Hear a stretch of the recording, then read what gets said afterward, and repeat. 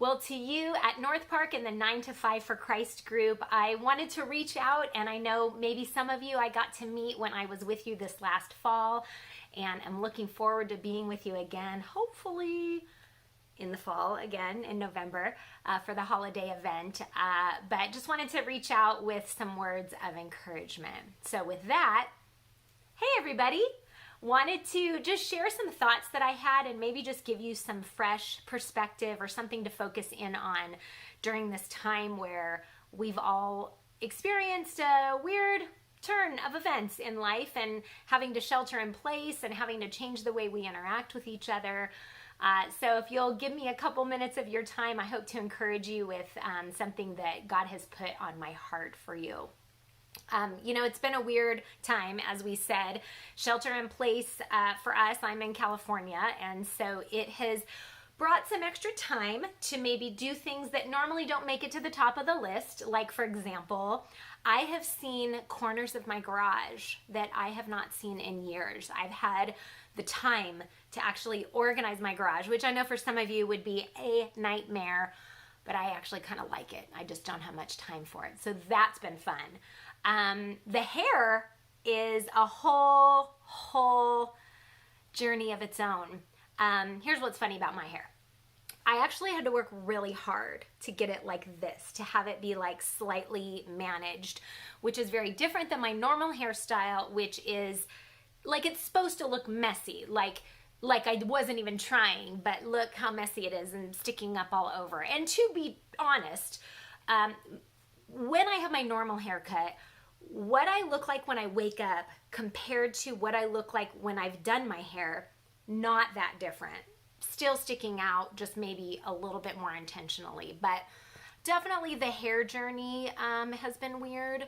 One thing I think I kind of have come to appreciate, though, in this quarantine, shelter in place, wherever you're at in your journey with this, is how creative we have had to be. I mean, we can't do things the normal way, so we have to be creative. For example, tomorrow night, my 11 going to be 12 tomorrow kid, we're having a Zoom virtual birthday party, and I think it's going to be really fun. It's actually a surprise, so that we don't normally get to do. And so I'm finding that sometimes in this, we can engage the creativity that our Creator has given us. And so I'm thankful for that. And it's kind of what I want to talk with you about today. In the middle of all this, there might be something that God is bringing to mind. Maybe something that we feel like an urging to do, or something that we thought we were doing and we feel like we've had to put it on hold, place it to the side. But I wonder if maybe God, who knows and sees and was not surprised by any of this, if he could be calling you to look at what's in front of you with kind of different eyes.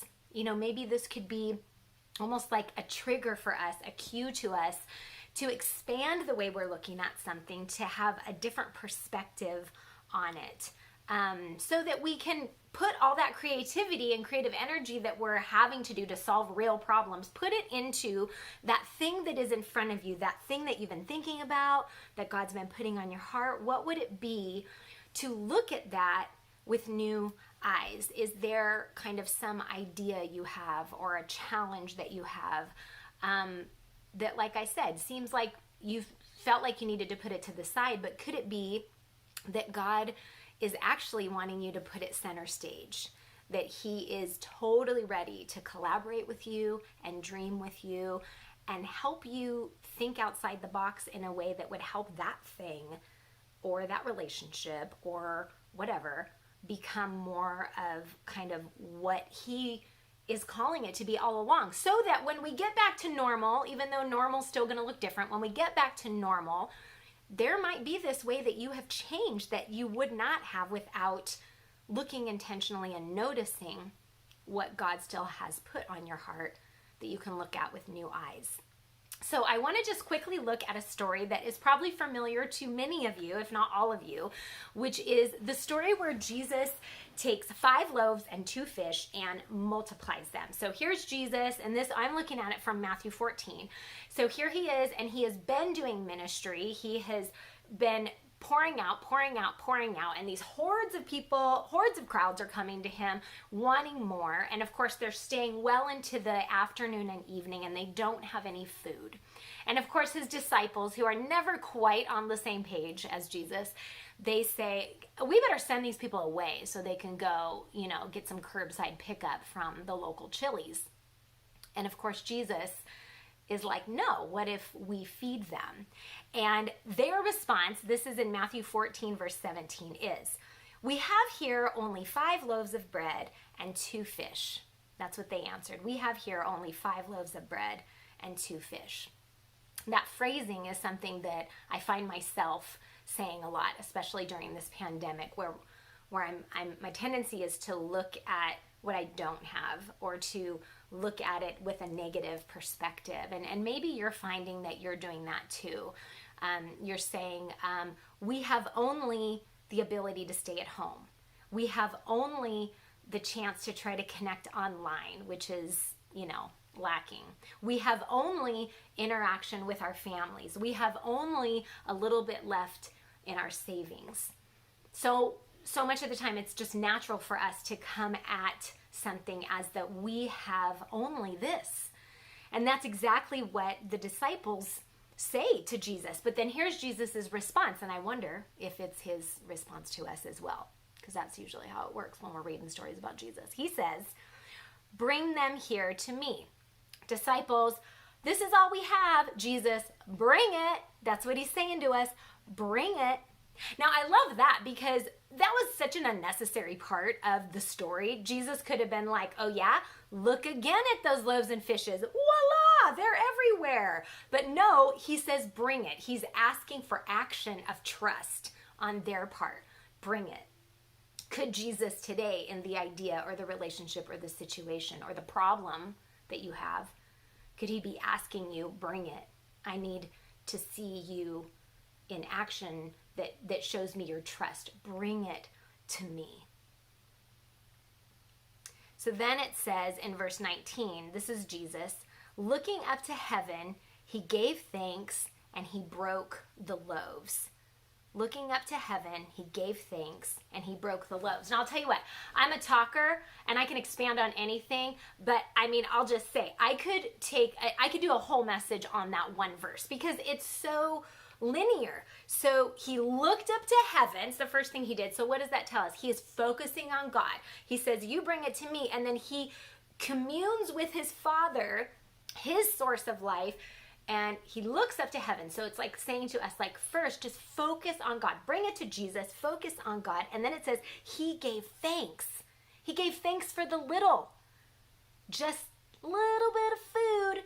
The little bit that we have. Remember that I have only this. Bring it to Jesus. Focus on God. Give thanks. And then it says he broke the loaves. And what I love about that picture is that he attended to the thing that he did have in front of him. It wasn't a focusing on what there wasn't. It was, what do I have? What can I make with this? And then in verse 19 it says, then he gave them to the disciples, and the disciples gave them to the people. And I love that because he gives it back to those who brought it to him in faith. He gives it back to them to then give out, because his goodness, he wanted it to flow through his people, his closest followers, his disciples. Again, he could have just had it be where everybody reached into their empty bag and there was all the loaves and fishes and magically he multiplied them all. But he does it there. He gives it to his disciples and they get to hand it out. What about for you? What is that thing brewing in you that you bring it to Jesus, you focus on God, you thank him for it even though it does not feel like enough, and then you attend to it, and then between you and God, it becomes something that you can give to other people, something that you can impact others with your abundance. Those of you that know the story, it goes on to say that they handed it all out and there was a bunch left over. It's like 12 baskets. I should have read that verse before I prepared this. But out of the abundance is what you can celebrate. So we're responding as those close to God, those who say they're following God. We're responding to what he is giving us, to what he is multiplying that doesn't feel like enough. And then we're able to then minister to, bless, encourage, support, whatever, bring love and goodness, like Jesus did, into the world that shows the world his magnificence. All that with just the little bit that we have. And so I just want to leave you with that question of, what is that thing that you have maybe been looking at with small eyes, saying it's only this, and looking at not feeling like there's enough? What is it that Jesus is able to do something miraculous with, just if you bring it to him and you allow him to work through you and in you, so that you can then bring that to others?